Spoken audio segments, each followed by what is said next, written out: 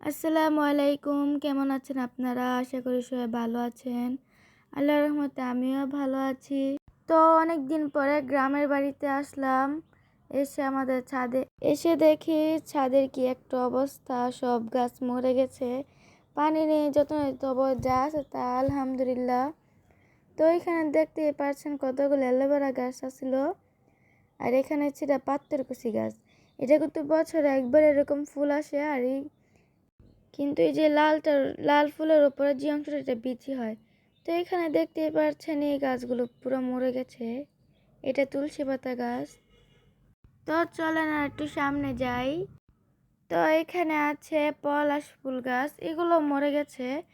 শীতের সিজনে সব গাছের পাতায় ঝরে যায়, আবার এগুলো পাতা বের হবে।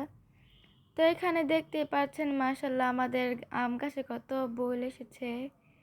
আপনাদের এলাকায় কি বলেন এটাকে? আমাদের এলাকায় কিন্তু এটাকে আমের বইল বলে, আবার অনেকে ফুলও বলে। তো আপনাদের এখানে কি বলে সবাই কমেন্ট করে জানাবেন। তো এটা হচ্ছে আমাদের কাঁঠাল গাছ। কাঁঠাল গাছটা হয়তো একটু ছোট, কিন্তু অনেক কাঁঠাল ধরে। তো দেখতে পাচ্ছেন মাশাআল্লাহ কাঁঠাল কিন্তু একটু বড় হয়ে গেছে।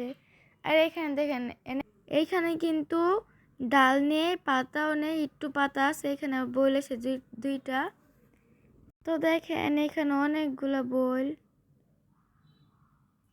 আর এই গাছটাতে যেরকম বইল আসে যেরকম আমও ধরে। তো এটা হচ্ছে আমার। তো এখন আমরা আমাদের বাড়ির পিছনে চলে আসলাম। এখানে কিন্তু দুইটা ক্ষেত ছিল, আর এই ক্ষেতগুলো এখন কেটে পুকুর বানিয়ে ফেলছে। বাড়িতে না থাকলে কিন্তু কিছুই দেখা যায় না। তো এখানে সরিষা ফুল ক্ষেত। সরিষা ফুল কিন্তু সব হয়ে গেছে, এত বেশি সরিষার ফুল নেই। যতটুকু আছে ততই সুন্দর লাগছে। তো এবার সরিষা ফুলের সিজনে আমরা বাড়িতেও যাইনি, প্রত্যেকবার যাই, এবার যাইনি। তো এখানে দেখতে পাচ্ছেন আবার পুকুরটা দেখাচ্ছি। এখন আমরা আবার চলে যাব আমাদের বাড়িতে। এখানে সরিষা ফুল ক্ষেতগুলো আবার দেখাচ্ছি।